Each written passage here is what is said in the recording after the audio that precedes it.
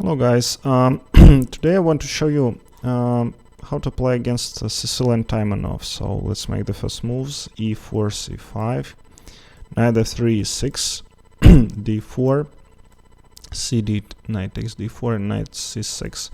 So I played this move with black as well. I think it's pretty good move. A6 is a bit more popular, I think, with the Sicilian Can, but the position can be transformed basically. This move is not played on elite level a lot. I think it's played more on like 2600 players, very popular. Knight to c3, we develop a piece. The idea of most of players I play on the internet, where this position is very popular, they always want to play bishop to b4, pinning our knight, which is very unpleasant. So queen to c7, that's standard.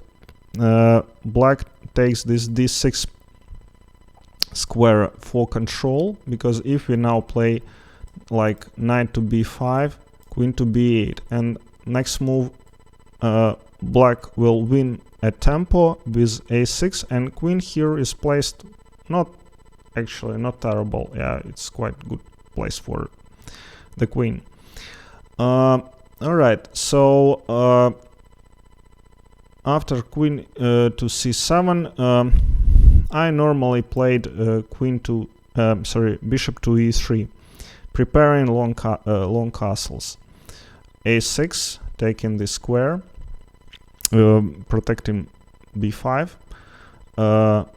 I've been playing queen to d2, but after knight f6, f3, bishop to b4, castles, and d5, I really struggle to have any advantage here. The computer is very optimistic. It shows that like a3 is a good move, and after queen a5 you play knight to b3, but I'm not really a big fan of this, because somehow with d5 black gets this tension in the center. They in many instances will win this pawn against white, and it's like hard to defend all this at once. Yeah, you have to play a3, which is, I don't know, not the best, because after b5 and b4 they will again win tempo and open up our play on the queen side. So I recommend other move here, and in this position to play queen to f3. This is a quite popular move. Nepomniachtchi played it with white, and the idea is, first of all, to get rid of this pin with bishop, because all these players who play e6, knight to c6, they always go for this bishop to b4, and when your queen and king is pinned, well, it's not good. For instance, if they play immediately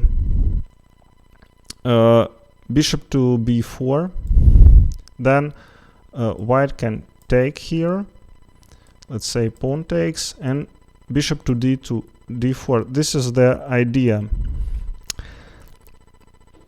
to defend with bishop and attack the g7 pawn, because we can punish black for this maneuver,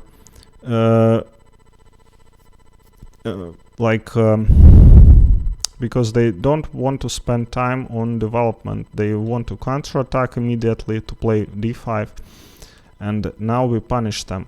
If they go for knight f3, then white can castle, and the problem is that here, if black castles, then we can capture this knight and take back and win a pawn. So let's see other moves. So that's the idea, to take the the knight and place bishop to d4, attacking the g7 and protecting c3. So very nice idea, I think. So knight f3, black can try knight to f3, knight to f6, And again, we can take the knight takes and play long castles. Like comparing to previous variation, I think that black is much less active, and white already developed a lot of pieces. Yeah, they castled and they have like 1, 2, 3 pieces out, and black only 2, and they haven't castled yet. So even though this position engine thinks that it's totally equal, I'd say that white is a little bit better, and black doesn't have this strong attack in the center. So knight f3.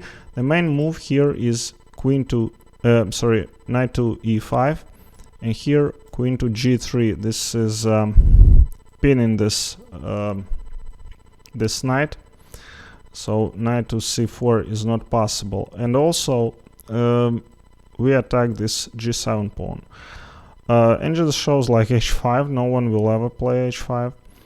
So if again black wants to attack us with this move, then we can castle, or I mean, we can take obviously at once on g7, but we can play castles, and this position takes, say queen takes, so already this knight is attacked. So we kind of play the same position but on similar ideas, but we are better developed, and we saved tempo on this f3, and already we attack this pawn. So I think in this position you can consider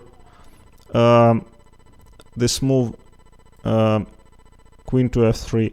I think it's more dangerous, and